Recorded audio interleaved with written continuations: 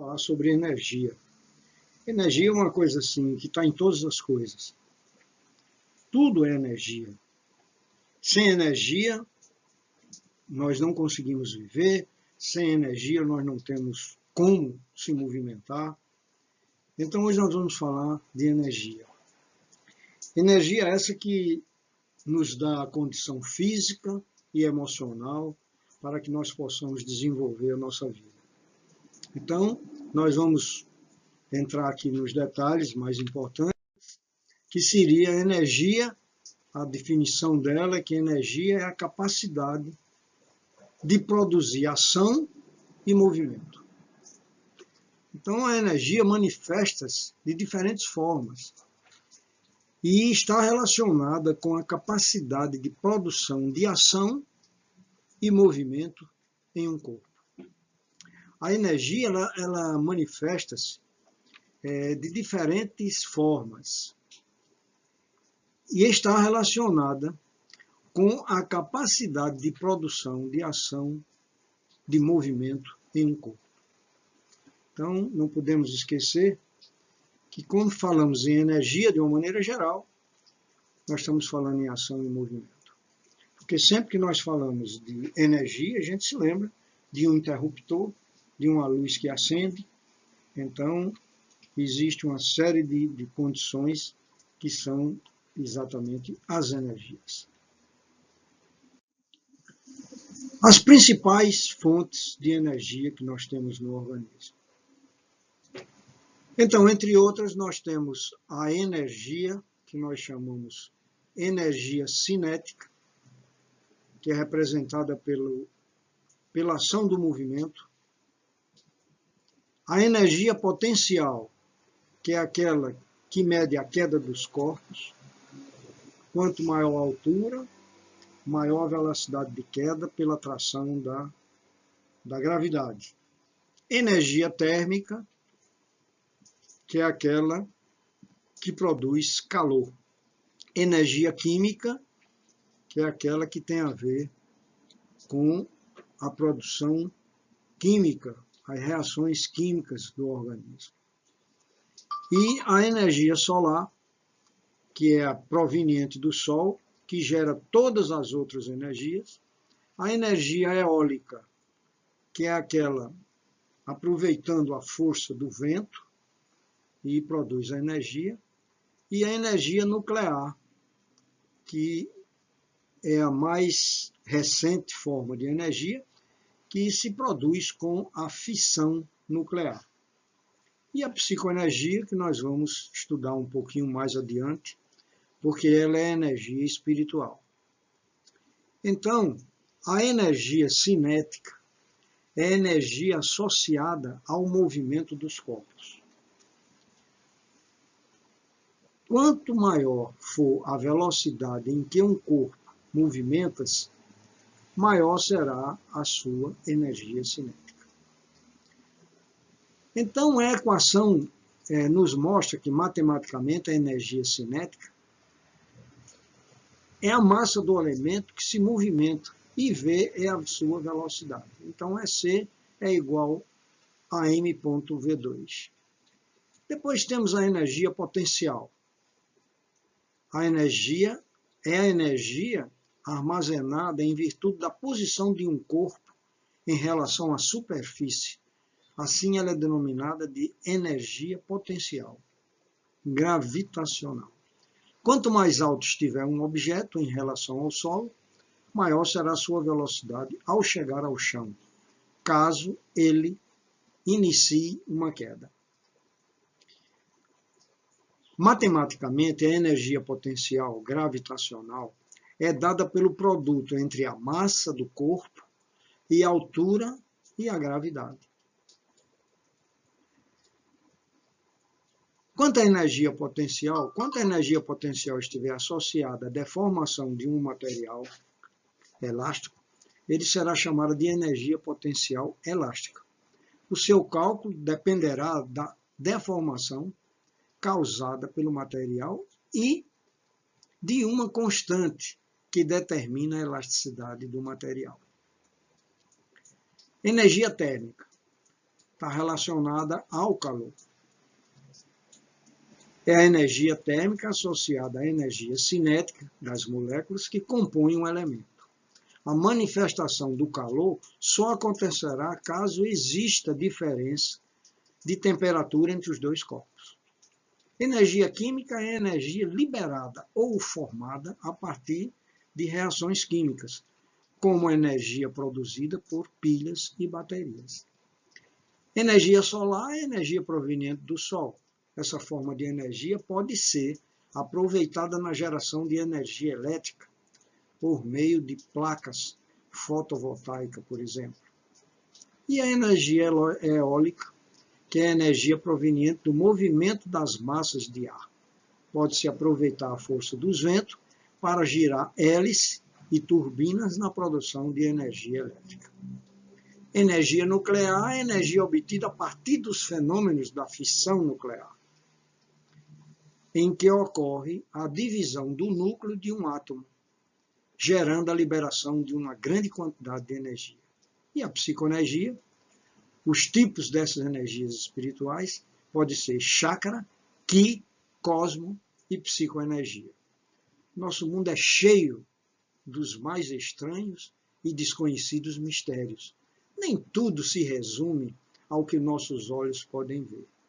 Não existe nada de sobrenatural, porque o mundo espiritual faz parte do natural. Portanto, o conceito de sobrenatural deixa de fazer sentido. O mundo espiritual está em contato conosco o tempo todo. Energias positivas, energias negativas, elas nos influenciam a todo momento, até mesmo em nossas emoções e instintos. Aprenda a reconhecer e diferenciar os efeitos das energias espirituais e entender o impacto delas na sua vida. Então, agora vamos entrar em detalhes sobre a psicoenergia, que é conhecida como uma energia espiritual. Então, a psicoenergia e os tipos de energia espirituais são chakra, ki, cosmos e psicoenergia. Nosso mundo é cheio das mais estranhas e desconhecidos mistérios. Nem tudo se resume ao que nossos olhos podem ver. Não existe nada de sobrenatural, porque o mundo espiritual faz parte desse material. Portanto, o conceito de sobrenatural deixa de fazer sentido. O mundo espiritual está em contato conosco o tempo todo. Energias positivas, energias negativas, nos influenciam a todo momento e até mesmo em nossas emoções. Os instintos também estão incluídos nisso, então aprenda a reconhecer e diferenciar os efeitos das energias, o impacto delas na nossa vida. Então, nós temos uma situação que nós chamamos de psicoenergia, que está em torno do nosso corpo. Essas energias, elas circulam através dos chakras, que vocês já conhecem ou já ouviram falar, e nós somos formados por uma série de energias que estão ao lado do nosso corpo e que normalmente nós não vemos, né? Tem pessoas que têm a capacidade de notar esses halos energéticos ao redor do nosso corpo. É tanto que estudiosos procuraram documentar esses halos energéticos e nós temos a que nós chamamos a kirliangrafia,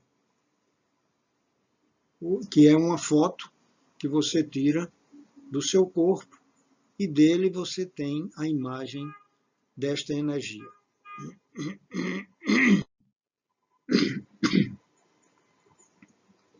Então, existe uma energia mental e existe uma energia física. Ninguém duvida disso. Então, muitas vezes, quando no consultório chega um paciente e diz que está sentindo um cansaço muito grande. Aí eu pergunto a ele, o cansaço é físico ou é mental? Alguns logo prestam atenção e dão alguma resposta. Outros realmente continuam com dúvidas, eles não sabem, eles sentem um cansaço, mas ele não sabe dizer qual é ele.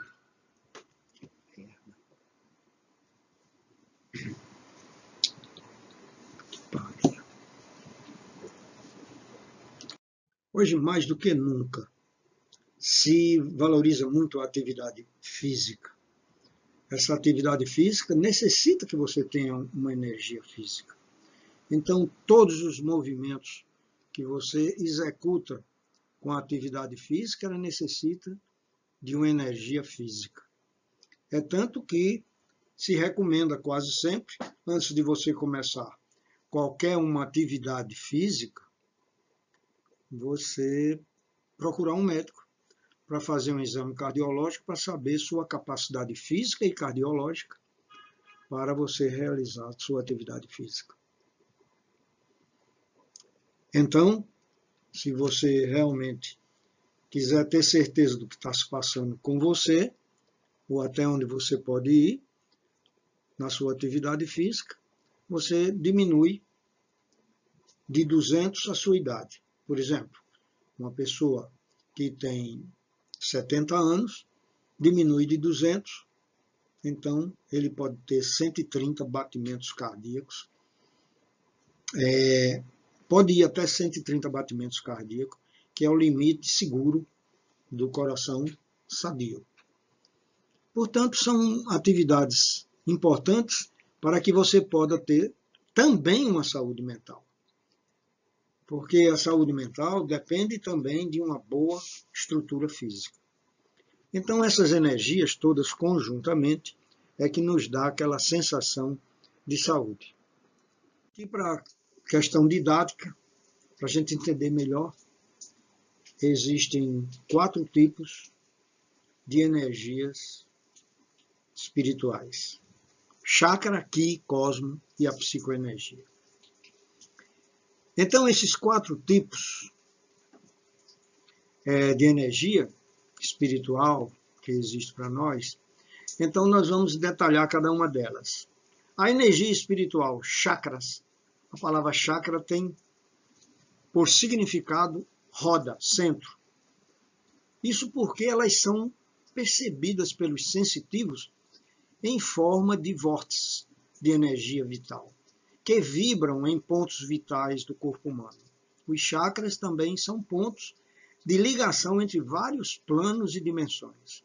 Saiba mais sobre o que são e como funcionam os principais chakras para que você possa entender melhor essa situação que nós falamos aqui. Então, nós mostramos a vocês que são vórtices, quer dizer, que são discos energéticos que são percebidos por pessoas que têm mediunidade, assim dizer. São pessoas que têm capacidade de perceber essas coisas. No entanto, elas existem em todas as pessoas. O que consiste em um sistema que permite a qualquer ser vivo despertar e ligar-se à energia vital do universo, para com ela harmonizar a sua própria energia, assim como a de qualquer outro ser vivo. O que seria a energia vital de todo ser? O sopro de vida de Deus. Sem ele, o corpo e a alma não permanecem juntos. Você não sabe o que é Reiki? Conheça melhor essa técnica japonesa de redução do estresse e cura física, emocional, mental e espiritual. A yoga também, quando fala em você fazer uma meditação, você está justamente acalmando e levando para o lugar certo essa energia aqui. Energias espirituais. Então, essas energias, chamadas também de psicoenergias, né? Então, ela designa a energia universal em seu conjunto. Ela representa a totalidade de todas as coisas do universo. desde a partícula subatômica até as estrelas. É a energia da criação e da matéria em geral. Então, as energias espirituais, ou psicoenergia, ou basicamente espiritualidade, é o termo utilizado para definir os aspectos da energia gerada por nossos pensamentos e nossas emoções. Também conhecida como psicoenergia ou espiritualidade. É o termo utilizado para designar os aspectos da suposta energia gerada pelo pensamento e as emoções, sendo essa capaz de ser tão positiva como também negativa. Aprenda como desenvolver suas capacidades psíquicas, mesmo depois da idade adulta. Então, minha gente, nós vimos aqui os chakras, que eles não estão separados da nossa vida em nada.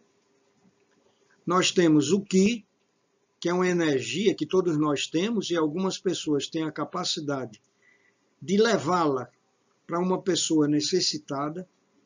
O cosmo, que é uma energia que existe realmente girando em torno do nosso planeta, em todas as situações do universo, e a psicoenergia, que é exatamente a energia gerada pelos nossos pensamentos e as nossas emoções. Portanto, nós temos que ter muito cuidado com os nossos pensamentos e nossas emoções, porque eles interferem diretamente na nossa saúde e nas nossas energias. Então, as terapias holísticas que atuam nas energias espirituais. Então, uma coisa assim muito importante para todos nós é a gente entender o que se passa aí dentro dessa esfera psíquica nossa. Então, conheça algumas das diferentes terapias holísticas que atuam nos variados tipos de energias espirituais. Nós temos a terapia prânica, que é a energia vital, que previne doenças e acelera a cura. E tem a terapia quântica, que é o tratamento energético revolucionário através do poder da mente. Então, a terapia prânica. A terapia prânica, os pensamentos negativos, desencadeados nos momentos de estresse e ansiedades, eles podem acabar prejudicando a saúde física até. Por isso, é muito importante cuidar também das nossas emoções. É uma das alternativas que vem sendo muito usada para isso é a terapia prânica, também conhecida como pranic, helnic ou pranaterapia. Esta prática foi desenvolvida pelo engenheiro químico filipino mestre Choa Kuk Sui e tem como objetivo promover mais saúde e bem-estar, assim como melhora a qualidade de vida como um todo. É basicamente uma terapia natural, de origem milenar, e ela promove equilíbrio e bem-estar, diminuindo ou mesmo eliminando os pensamentos negativos e ou reprimidos. O nome vem de prana, que significa energia vital, um campo de luz que cerca o corpo físico e o mantém saudável. Segundo a teoria que embasa a terapia prânica, as doenças começam primeiro na aura e só depois elas se manifestam no corpo físico. Assim, ela atua equilibrando a mente de forma a promover um equilíbrio do corpo e prevenir as manifestações físicas das energias ruins que geram ansiedade e que podem futuramente gerar doenças, tanto físicas como emocionais ou psicológicas. Caso algo já tenha se manifestado fisicamente, a terapia prânica promove um alinhamento do sistema energético do nosso corpo. Assim, ela ajuda a tratar os problemas e acertar e acelerar o processo natural de recuperação. Os mais comuns se manifestam na pele, na garganta, nos olhos e nos ouvidos. É uma técnica de cura mental que pode ser aliada a outros métodos de tratamento alternativo ou convencionais. E também ajuda a fortalecer principalmente os ossos e o sistema respiratório e o cardiovascular. Além disso, complementa o tratamento de fobias, traumas e compulsões e ainda depressão, entre outros distúrbios. Para quem está totalmente saudável, funciona antes de tudo de forma preventiva.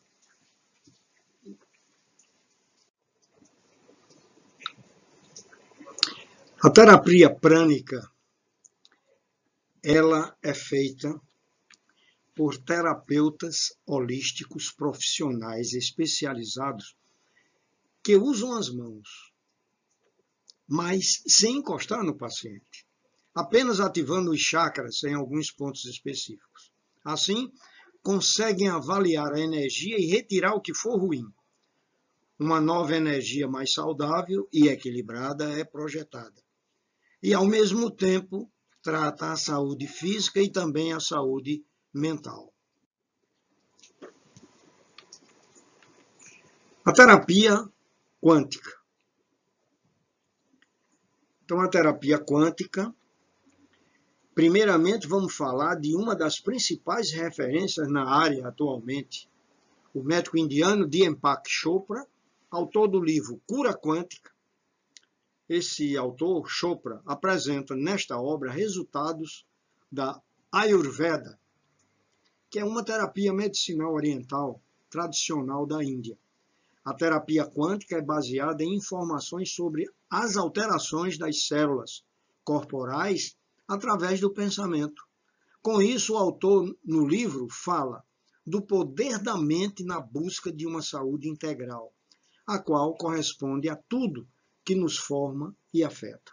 Ou seja, os campos energéticos físicos e emocionais, a física quântica aplicada nesta terapia nos diz que nossas ideias têm interferência sobre todas as informações do nosso corpo, além do poder de transformá-las. Quanto mais consciente delas, mais possibilidades teríamos da nossa disposição. Então, a terapia quântica propõe um tratamento energético por meio de informações da intenção estruturada frequencial que usa dos comandos quânticos, estruturados, logicamente, para atingir determinado objetivo no corpo físico, emocional, mental e espiritual. Então, técnicas complementares. A terapia quântica é baseada em informações sobre alterações de células corporais através de pensamento. Com isso, o autor do livro fala do poder da mente na busca de uma saúde integral, a qual corresponde a tudo que nos forma e afeta, ou seja, os campos energéticos, físicos e emocionais. A física quântica aplicada nesta terapia nos diz que nossas ideias têm interferência sobre todas as informações do nosso corpo, além de um poder grande de transformá-las. Desse quanto mais consciente delas, mais possibilidade teríamos à nossa disposição. Então, a terapia quântica propõe um tratamento energético por meio de informações da intenção estruturada frequencial que usa de comandos quânticos. Estrutura logicamente para atingir o corpo físico, emocional, mental e espiritual. Portanto, pessoal, terapia prânica e terapia quântica são coisas assim que a gente escuta muito falar todos os dias, mas nós precisamos ter um cuidado muito grande, porque hoje em dia existem umas informações muito importantes na internet e que elas precisam nós ter muito cuidado. Necessita não valorizar tudo publicado na internet. Então, hoje nós ouvimos falar demais sobre terapia quântica, sobre sons quânticos, imagem quântica.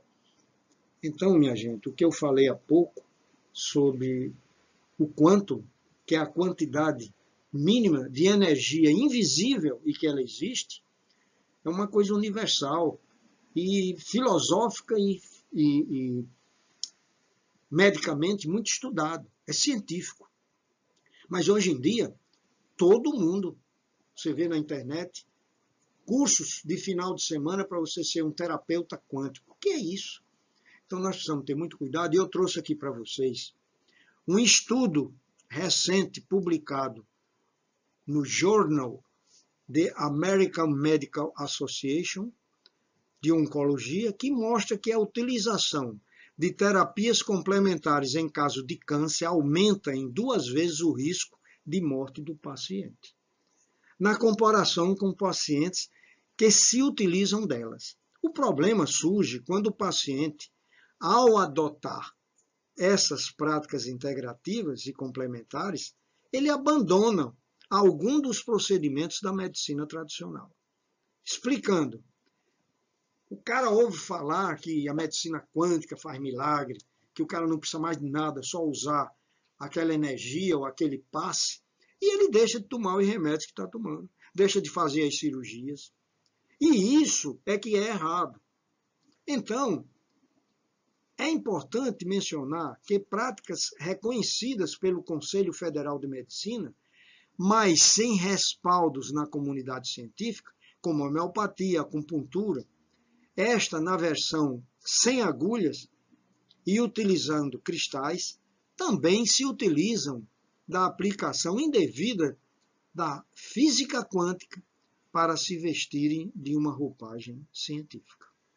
Então, não é que a terapia seja ruim.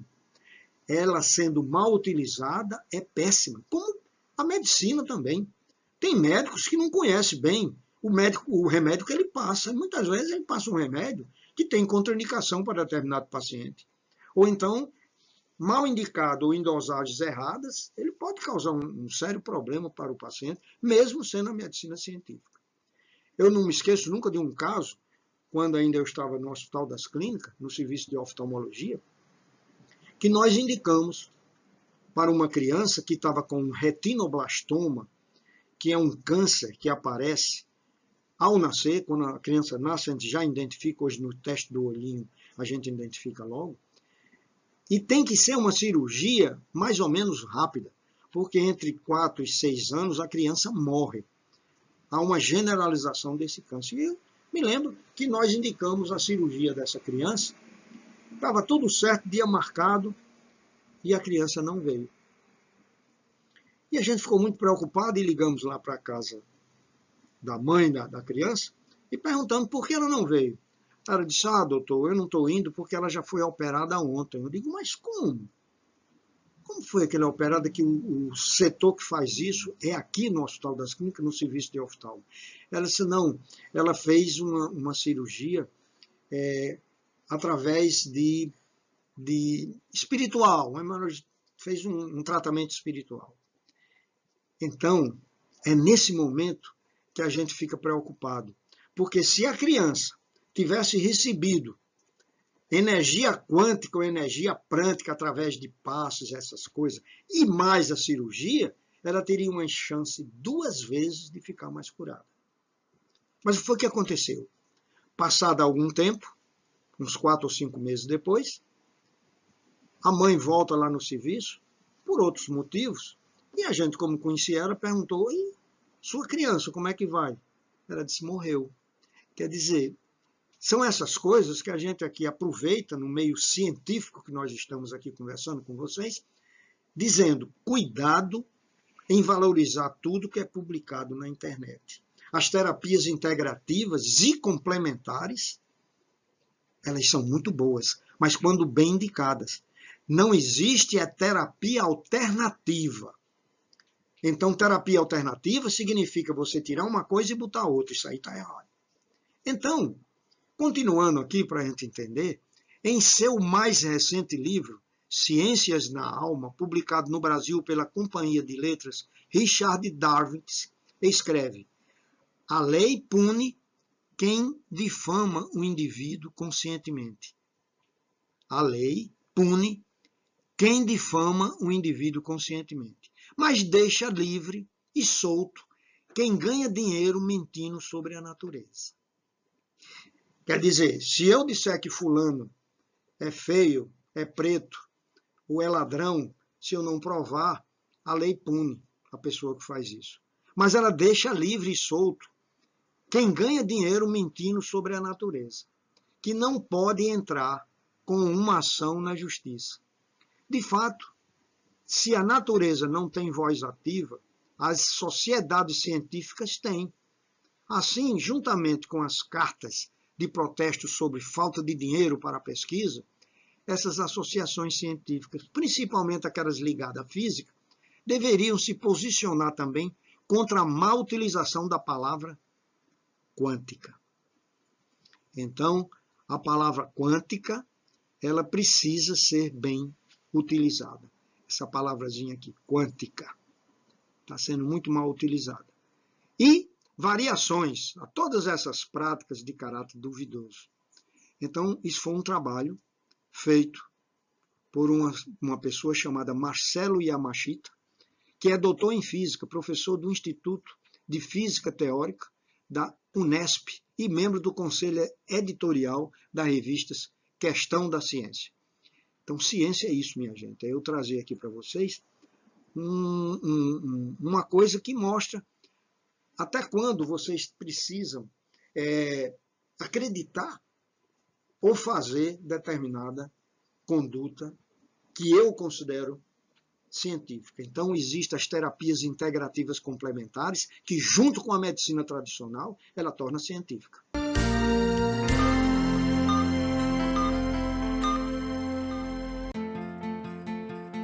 A restituição do seu imposto de renda faz um futuro melhor para a nossa cidade. Na hora de concluir a declaração, clique em Doações e restitua parte do valor ao Fundo Municipal da Infância e da Adolescência. Com um simples gesto, você representa nossas crianças e jovens e ajuda elas a crescerem com mais saúde, educação e oportunidades. Prefeitura do Natal.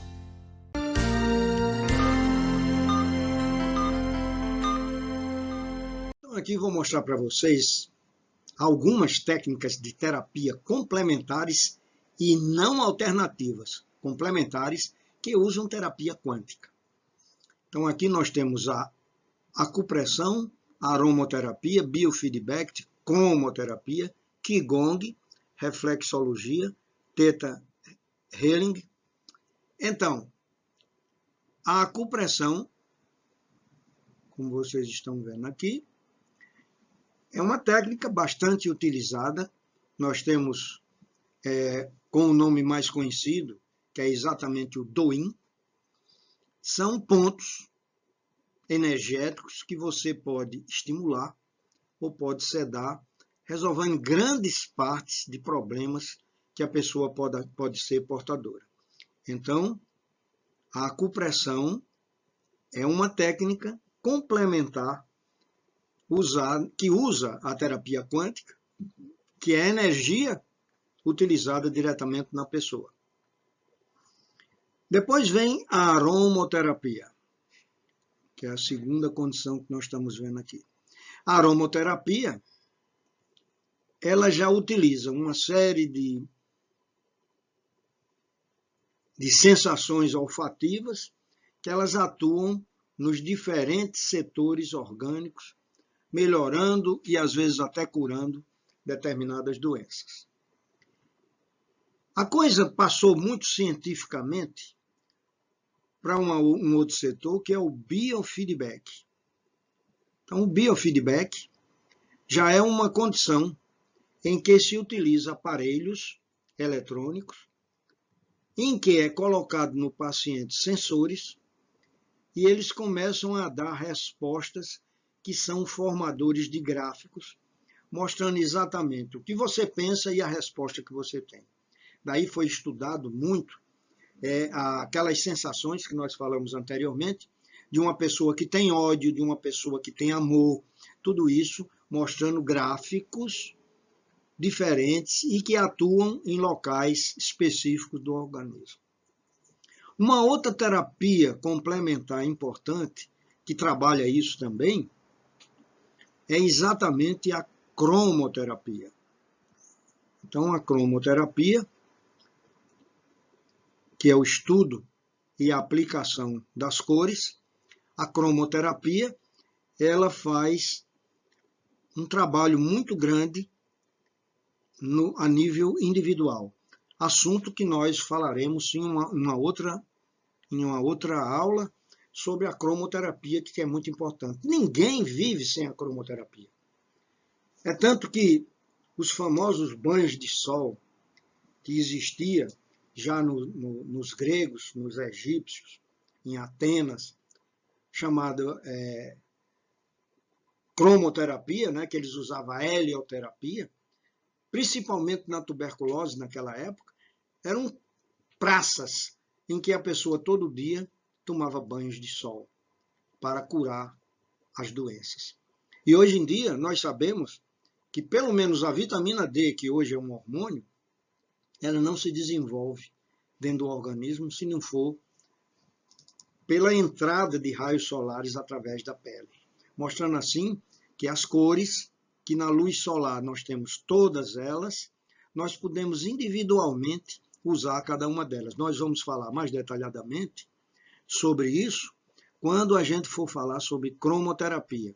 Você já ouviu falar em água solarizada, que é o quê? Você pegar um vidro, colocar água e deixar ele 1 hora, 1 hora e meia no sol.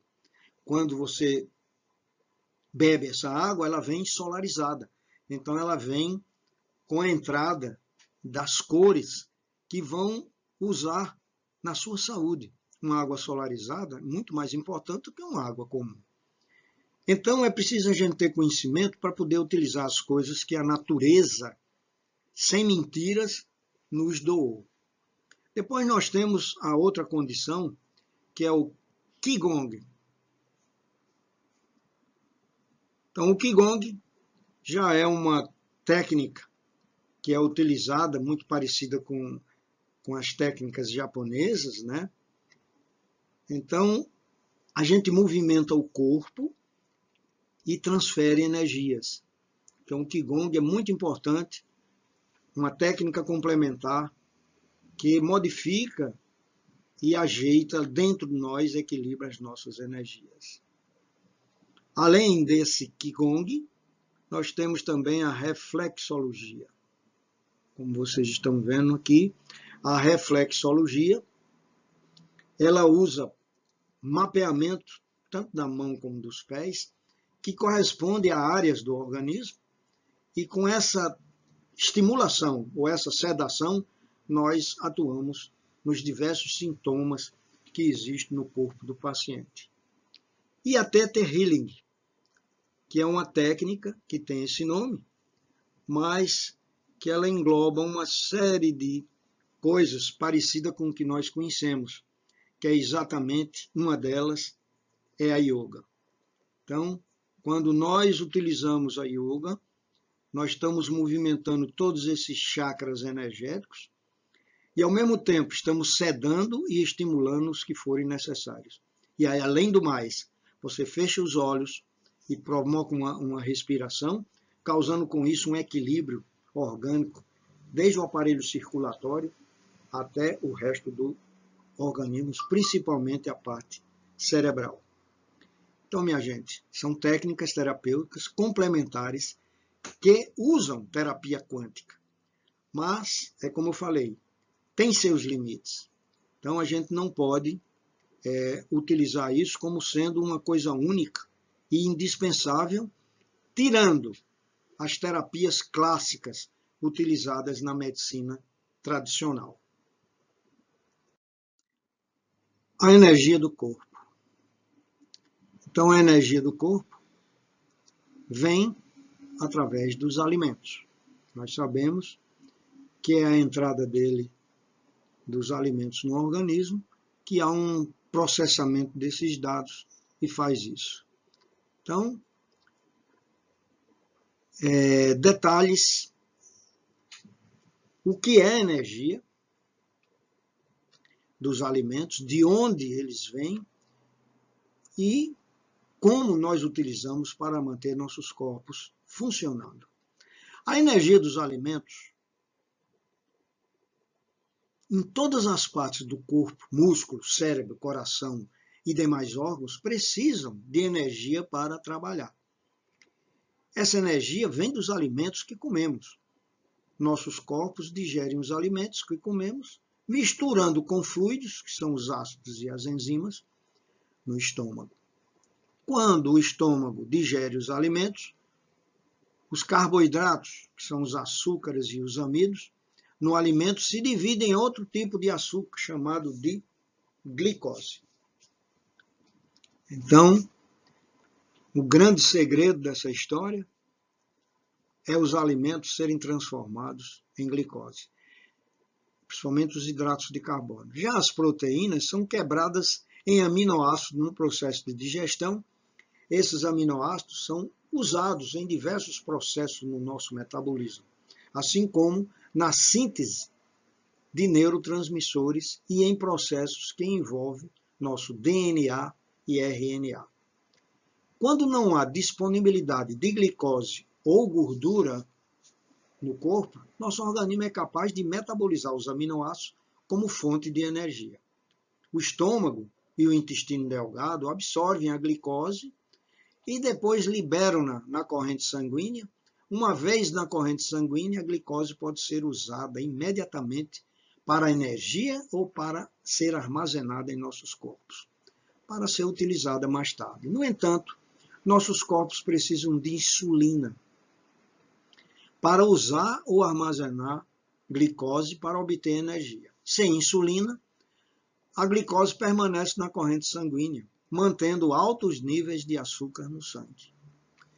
Então, o que nós estamos mostrando aqui a vocês é que existe uma energia nos alimentos que elas são utilizadas pelo nosso sistema e que é necessário ter uma outra substância, que é a insulina, para que haja um desdobramento dos hidratos de carbono, principalmente, em glicose. Ainda vamos falar também sobre uma coisa muito importante, que é como extrair a energia dos alimentos.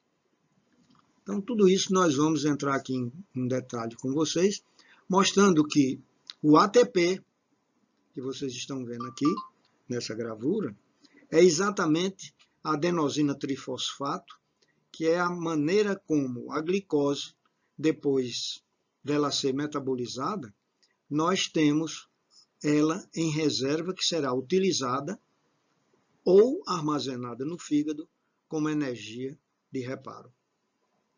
Então vamos prestar bem atenção, porque quando nós falamos em energia, muitas vezes a energia do corpo ela não é bem entendida, e aqui nós vamos dar condições da gente entender isso melhor.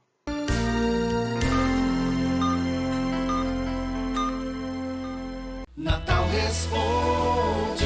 Estou com tosse, dor de garganta, febre e dor de cabeça. O que faço? Não duvide. Pode ser Covid. Procure um dos 62 postos de saúde ou um dos 3 centros de atendimento da Covid espalhados pela cidade. A doença está mais agressiva e é melhor não arriscar. Cuide-se, faça a sua parte, use máscara e só saia de casa se for preciso. Fique atento ao calendário de vacinação. Prefeitura do Natal.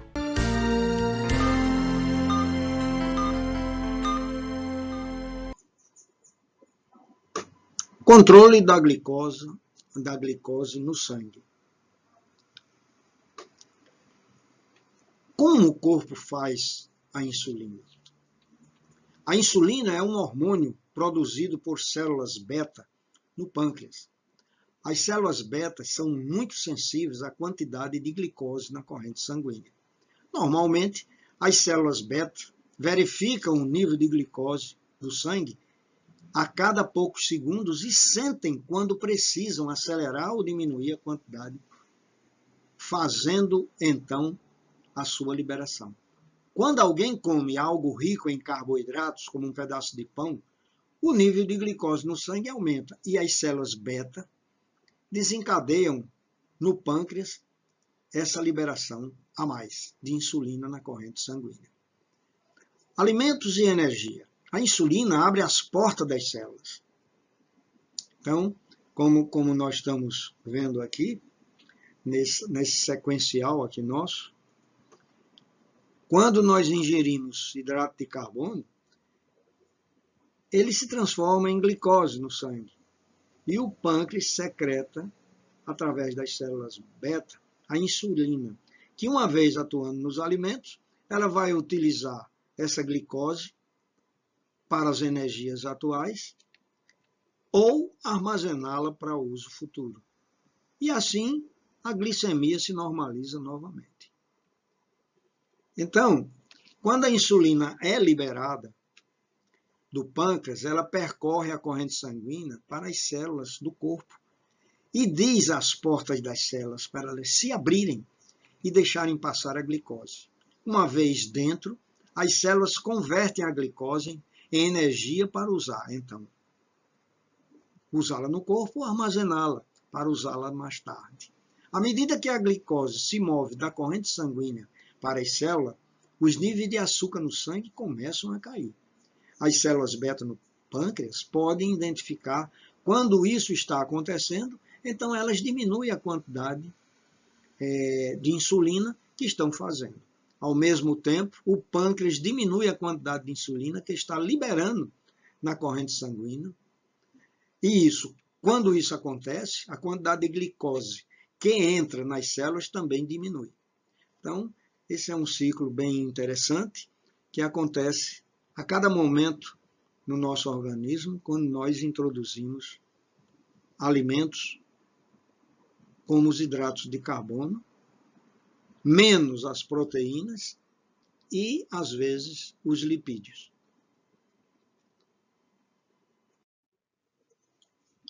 Como o organismo extrai a energia dos alimentos? Então, nós conhecemos 3 estágios. Estágio 1, estágio 2 e estágio 3. Agora, nós teríamos que dizer para vocês que entre os alimentos a maior fonte de energia são aqueles ricos em lipídios, que são os ácidos graxos e glicerol, pois eles possuem o conteúdo energético mais alto que o dos alimentos, que são relativamente isentos de gordura. Os lipídios são a nossa reserva de energia e podem ser encontrados nas gorduras em geral, como o óleo, o azeite, a manteiga, a margarina, que eu não gosto de margarina, porque margarina não é alimento, o amendoim, as castanhas, o coco, o abacate. Mas apesar das gorduras serem a maior fonte de fornecimento de energia, a nossa primeira principal fonte são os carboidratos. Os carboidratos são compostos orgânicos constituídos de carbono, hidrogênio e oxigênio. E são encontrados nos cereais, milho, arroz, farinha, macarrão, pão, e em vegetais que contêm fécula, como batata, mandioca ou inhame. O carboidrato mais importante na biologia é a glicose, que é o C6H12, 06. Então, a glicose, e é dela que primariamente o nosso corpo se utiliza como fonte de energia, como eu mostrei há algum tempo atrás agora aí. É um dos principais produtos da fotossíntese. E inicia a respiração celular em procariontes e eucariontes. Lembrando que as células procariontes são aquelas que não possuem a carioteca, que é a membrana que separa o citoplasma do núcleo. E também não possuem as organelas membranosas, como complexo de Golgi, retículo endoplasmático, lisossomos, mitocôndrias e cloroplastos. Seu material genético, o DNA, está solto no citoplasma. Esta célula está presente apenas nos organismos do reino Monera, que são as bactérias e cianofícias. Já as células eucariontes são aquelas que possuem a carioteca e divididas em membrana plasmática, citoplasma e núcleo. Eles apresentam organelas membranosas, seu material DNA está presente no núcleo, estas células são encontradas quais são as constituídas a maioria dos seres vivos, incluindo o homem. Portanto, o despreendimento de energia contida nas ligações químicas dos elementos das moléculas combustíveis é capturado num composto chamado de adenosina trifosfato, ou ATP. Essa energia do ATP é gasta nos diversos processos endergônicos, gastam energia da célula, e a energia obtida é constantemente utilizada, o que obriga o organismo humano a rebalancear as suas reservas com o consumo de mais alimentos. Então, minha gente, os estágios são 3. Estágio 1, digestão e absorção dos alimentos. Estágio 2, oxidação biológica dos nutrientes. E, finalmente, o terceiro, que é a oxidação seguida de obtenção de ATP por óxido-redução. Então, é assim que o organismo extrai energia dos alimentos. Agora nós vamos mostrar como medir a quantidade de energia dos alimentos. Então, é através da quilocaloria, que é igual a 1000 calorias. Então, nós vamos passar aqui para o nosso setor de entendimento, que é como se mede a quantidade de energia contida nos alimentos. Falar de quantidade de calorias em um determinado alimento é o mesmo que falar sobre a quantidade de energia armazenada nas ligações químicas deste alimento. A energia química é liberada no organismo através do metabolismo dos nutrientes absorvido pelo sistema digestório. E a quantidade de energia contida em um alimento é medida através de energia obtida pela sua queima e é conhecida como valor calórico. Então, que é exatamente a quilocaloria que corresponde a 1000 calorias. Certo? Então, é a unidade de medida mais usada para definir a quantidade de energia que cada alimento nos fornece em uma caloria correspondente a 1000 calorias. Observação importante. Uma das principais características dos alimentos energéticos, lipídios e carboidrato, sendo que as proteínas têm um papel pequeno nesse caso, é a de que o excesso deles, tanto os hidratos de carbono como as proteínas, como os lipídios, aliás, o excesso dele não pode ser eliminado pelo organismo, como acontece com o excesso de vitaminas, sais minerais e fibras. Então, vitaminas, sais minerais e fibras, se você botar demais, o organismo bota para fora.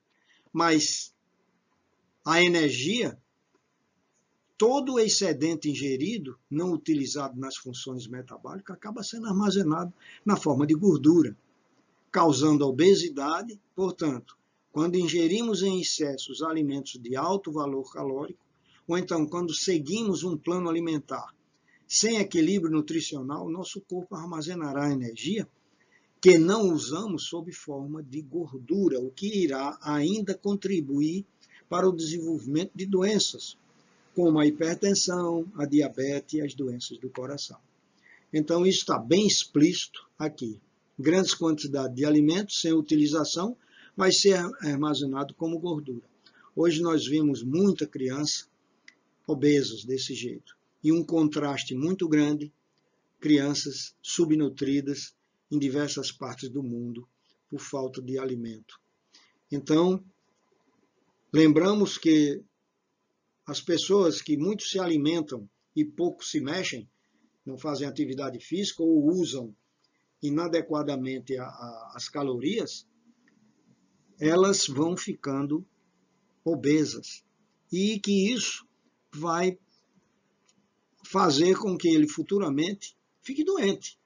São as doenças chamadas doenças metabólicas, com predisposição para diabetes, hipertensão, arteriosclerose e envelhecimento precoce.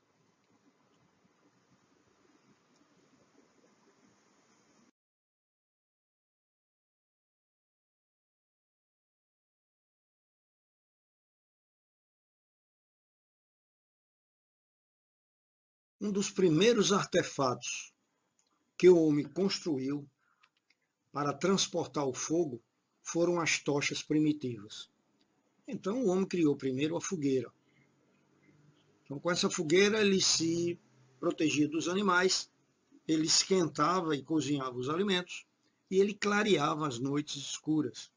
Mas depois ele pensou na outra possibilidade, que é exatamente as tochas primitivas, que pouco a pouco foram aperfeiçoadas por povos como os fenícios, babiloneses e egípcios, que construíram suas tochas com madeira resinada, cipó, espargidas de piche e resinas. Sabemos que as pequenas cabanas e casebres, a vela foi a alternativa viável da iluminação, suficiente para a sua época. Mas e para os palácios e castelos?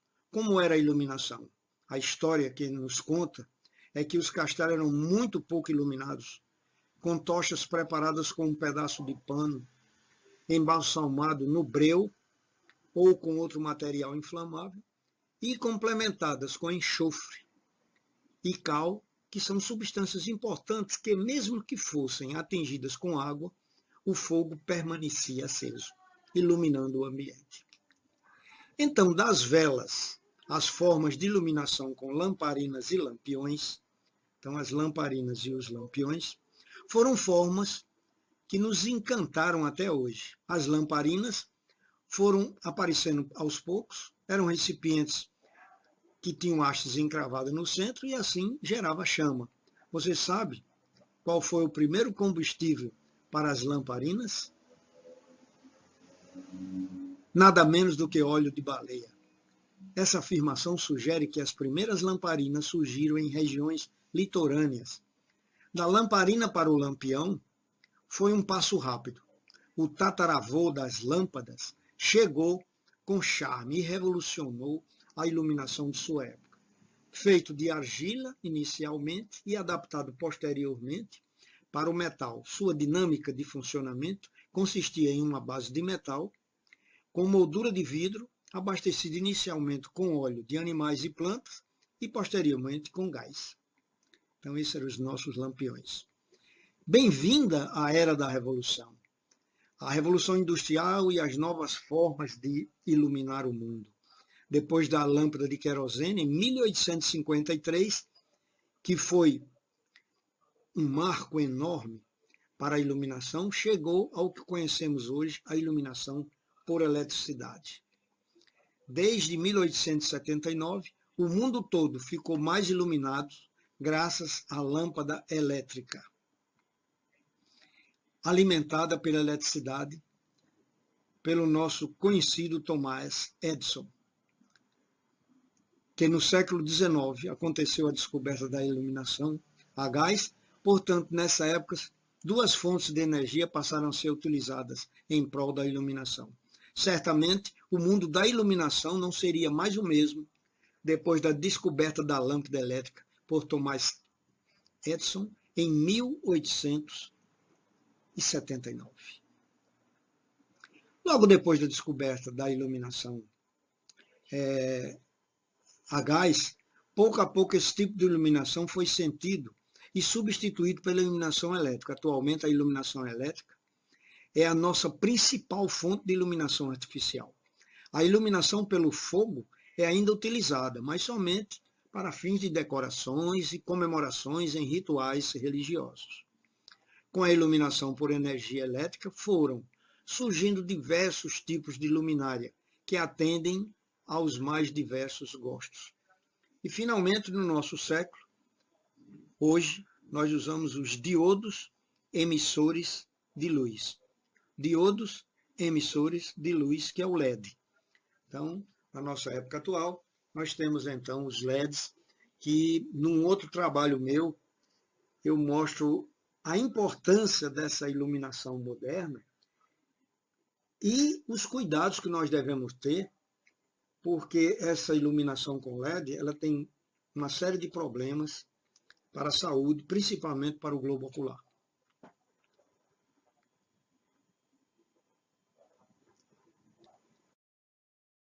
que a descoberta da luz proporcionou aos seres humanos? Forte crescimento da indústria, novas estruturas comerciais, desenvolvimento da área educacional, ampliação das cidades, renascer das obras artísticas e a socialização dos indivíduos. Então, a descoberta da luz trouxe muitas coisas boas para a humanidade. E aqui nós mostramos que a energia, terminando esse nosso trabalho sobre energia, veio a luz. E com a luz, nós, estudando cientificamente, notamos que existe uma luz visível e uma luz invisível. Então, existe muitas quantidades de energias que elas não são notadas. Quer dizer, a gente não consegue vê-las. Então, o que está do ultravioleta para lá, nós não percebemos. Ela é invisível. O UV, o ultravioleta para lá, ela não é visível.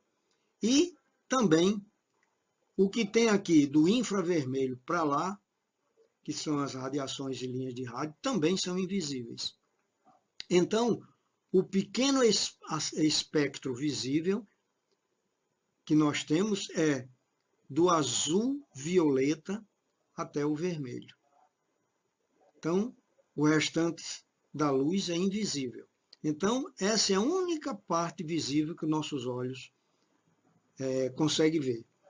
E a luz azul tem uma parte dela, que é azul turquesa, que ela é boa, ela é tranquilizante, ela libera uma série de hormônios para o sono. E tem a luz azul violeta, que é uma luz muito ruim para os olhos e que nós temos na iluminação moderna atual dos LEDs, que tem nas telas dos computadores, dos smartphones, dos tablets e da própria iluminação.